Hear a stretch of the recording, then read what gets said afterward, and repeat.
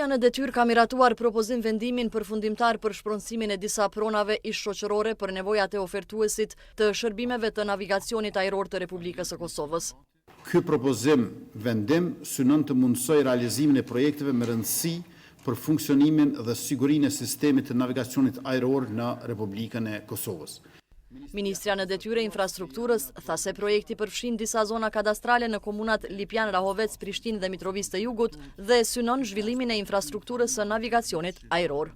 Qëllimi i këtij vendimi është krijimi i kushteve për zhvillimin dhe funksionalizimin e infrastrukturës së navigacionit ajror që ndërlidhet drejt për drejt me sigurinë ajrore, modernizimin e shërbimeve dhe avancimin e kapaciteteve strategjike të Republikës së Kosovës, andaj kërkojmë mbështetjen për miratimin e këtij vendimi. Faleminderit.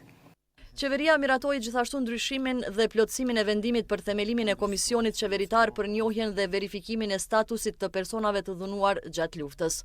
Ministri në detyrë për punë, familje dhe vlerat e luftës deklaroi se ndryshimet janë bërë për funksionalizimin e plotë të komisionit.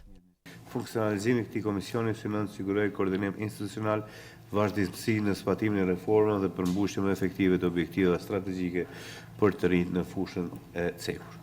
Në mbledhje u miratua edhe rialokimi i mjeteve në Ministrinë e Kulturës dhe Turizmit për projektin e rindërtimit të xhamisë së Ibrit në Mitrovicën e Veriut. Kurti tha se rindërtimi i kësaj xhamie ka rëndësi për ruajtjen e trashëgimisë kulturore dhe fetare të Kosovës. Pas mbledhjes, Ministrja në detyrë e Kulturës dhe Turizmit Saranda Bogujevci deklaroi se vendimi hap rrugë për hartimin dhe zbatimin e projektit të rindërtimit të objektit të djegur gjatë luftës. Ky është një hap shumë i rëndësishëm dhe jam e lumtur që është marrë ky vendim dhe do vazhdojmë për rikonstruimin e xhamisë së djegur, të Ibrit në Mitrovicën e Veriut.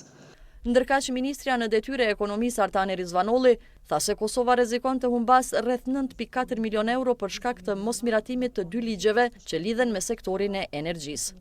Ky ishte një vendim puro politik, i notit politik, nuk ishte të bënte me përmbajtjen e ligjeve, mirë po duke qenë plotësisht të vetëdijshëm për dëmin që do të shkaktohet për qytetarët e Republikës së Kosovës, për vendin tonë, bloku opozitar vendosën që të bllokojnë mocionet procedurale. Rizvanolli shtoi se operatorët dhe institucionet përgjegjëse duhet të informojnë qytetarët për ndërprerjet e energjisë elektrike dhe arsyet e tyre.